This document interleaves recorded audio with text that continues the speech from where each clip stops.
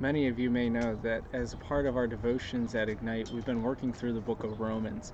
And Romans can be a very difficult book to understand at times, and it has a lot of deep theological concepts that can be confusing. And so, if you're kind of in this spot where you're not exactly sure what's going on, then you're definitely not alone. And so, some of the questions that I've been getting are coming specifically out of Romans 2 and some of the comparisons. And first, I want to start with this comparison, the Greek and the Jew. And I think the first thing that we have to go back to is we have to keep in mind that the Bible was first written, or these books were first written in the New Testament, most of them as letters to churches. And we have to remember that these were written in a time period that is not here and now. And so the application to the Christians that were in the church then and the people who were living in that time period may not be the same applications for us today. There may be differences in the way that we can accurately interpret different passages of Scripture. And so we have to keep that in mind, that the very first thing we need to understand is when we're looking at a book like Romans, we have to understand the context of that book and understand who Paul was writing to. Yes, Paul was definitely writing to Christians of today. That's why it's in the Bible. But he was first and foremost writing to the church at Rome. And so we need to understand that so we know that there are cultural implications here that make a huge difference in understanding this text. And that's where we get to the difference between the Jews and the Greeks. Okay? Or a lot of translations you'll see Jews and Gentiles. There you'll see the differentiation there. And so this is where we start. And so the Jew in that time period, those were God's people from Israel, right? Those were his chosen people that, were set aside. We see that all the way through the Old Testament. The nation of Israel was set aside specifically for God. They were God's chosen people. And so as we get into this New Testament, we understand that, Jesus was born and raised in the Jewish culture. He was born and raised as a Jewish person himself. And so you got to keep in mind, this is not too long after Jesus has come, done his ministry, died, and rose again, and then went to be with God in heaven. And so not too long after this, there's a lot of different chaos, I think, in understanding, especially culturally. And so the Jews were still very set on being the separated people that God had designed and set apart. And that is true, and it's one of those things where he has set them apart as his chosen people. That's never going to change. But the reality was that when he came and died on the cross, that this relationship, this special relationship he had just with the Jews, and just them chosen people, essentially when that curtain tore in half, he's saying, okay, you know what? I am now able to be accessed to by anyone.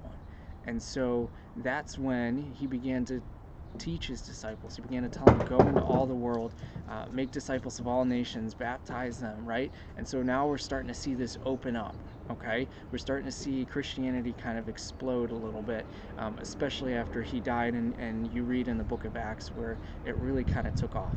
And so to understand this difference, we need to understand that the Jews were very much culturally used to being set aside as God's chosen people. And so there kind of possibly would have been an arrogance setting in, or there would have been exceptions, or there would have been people who may have felt that they were different than other people, or that the gospel was specifically for them and not for other people. And what Paul is trying to draw out as he says, whether you're Jew or Greek, or whether you're Jew or Gentile, is he's saying at this point in time, it doesn't matter whether you're Jew or whether you're a Gentile. And a Gentile is anyone who's not a Jew, okay? So you and I would be considered Gentiles sitting here today if you're not of Jewish background and origin. And so Paul is starting to create that difference, and this brings us to the other confusing topic in Romans 2, which really goes on a lot about circumcision. And it seems like a very odd concept, but again, it all comes back to the cultural context.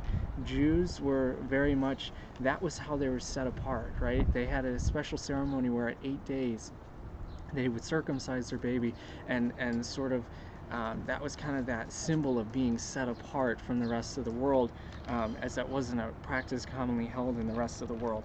And so as you kind of think about that, you start to see why this concept of circumcision was so important, because it's a physical symptom or a physical reminder of being set apart for God.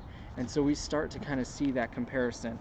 And so if we look in Romans and we look in chapter 2, specifically we can look at starting in verse 9. And this is Romans 2, verse 9. It says, "There will be tribulation and distress for every soul of man who does evil, of the Jew first and also of the Greek." Okay, we're hearing both of those. "But glory and honor and peace to everyone who does good, to the Jew first and also to the Greek." So we notice that Paul he's comparing both of them. He's saying, there will be destruction for those who do evil, both Jew and Greek, and there will be glory and honor for those who do the work of God, both Jew and Greek. So he's really starting to tear apart at that differentiation here. And then he kicks in with verse 11, and he says, "For there is no partiality with God." There is no partiality with God. "For all who have sinned without the law will also perish without the law, and all who have sinned under the law will be judged by the law. For it is not the hearers of the law who are just before God, but the doers of the law will be justified. For when Gentiles who do not have the law do instinctively the things of the law, these, not having the law, are a law to themselves, in that they show the work of the law written in their hearts, their conscience bearing witness, and their thoughts alternatively accusing or else defending them." So when we kind of see this passage, again, we haven't hit the circumcision part, but this is important to understand that Jesus is saying, or that Paul is saying to the Christians here in Rome. He's saying there's no partiality, that the law, which was the Mosaic law given to Jews by Moses, that if you were a Jew following the law, then you were ultimately condemned by it because no one could follow it perfectly. And if you were a Greek or a Gentile who didn't have the law and wasn't aware of it and wasn't following it, that even, the conscious morals that we have or the ways that we live that are glorifying to God, he was saying even that in and of itself is just like the law, because there's no partiality with God. And so he's really tearing at this idea of splitting or taking away that split between the Jew and the Greek. And so then we can move on a little bit farther into the chapter 2, and we see in verse 25 this idea of circumcision start coming up. And it says here in 25, "For indeed circumcision is of value if you practice the law. But if you are a transgressor of the law, your circumcision has become uncircumcision. So if the uncircumcised man keeps the requirements of the law, will not his uncircumcision be regarded as circumcision? And he who is physically uncircumcised, if he keeps the law, will he not judge you, who though having the letter of the law and circumcision are a transgressor of the law? For he is not a Jew who is one outwardly, nor is circumcision that which is outward in the flesh. But he is a Jew who is one inwardly, and circumcision is that which is of the heart, by the Spirit, not by the letter, and his praise is not from men, but from God." So this whole idea of circumcision, again, you hear Paul alluding to it. He's saying it's not the outwardly circumcision, it's not the outwardly identifying feature, the physical feature that determines if you are a follower of Christ, if you are one who follows the law. It's not just because you have this outward sign that you follow the law. It's the inward sign. It's the heart change. And so this is where you start to see this idea of the circumcision of the heart. And when you hear that term here in Romans, and when you see that in writing, what Paul's referring to is the change, the inward change of your heart that sets you apart as Christ. You see, what no longer sets us apart as Christ is following the law to perfection, because nobody can. What sets us apart as one to Christ is a circumcised heart, a changed inward heart that follows after Christ. And what Paul is really trying to hammer home to the church at Rome is this: that whether you're Jew and you have followed the law, the Mosaic law, all your life and been circumcised outwardly, or whether you're Gentile and haven't had access to the Mosaic law and haven't been able to be circumcised outwardly, that doesn't matter anymore. What matters is the condition of your heart, the change in your heart.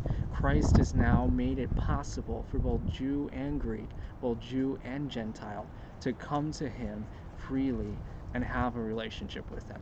I hope this makes this chapter a little bit easier to understand and gives you a little bit of context, and just helps you as you continue on through your study in Romans. Thanks so much for watching.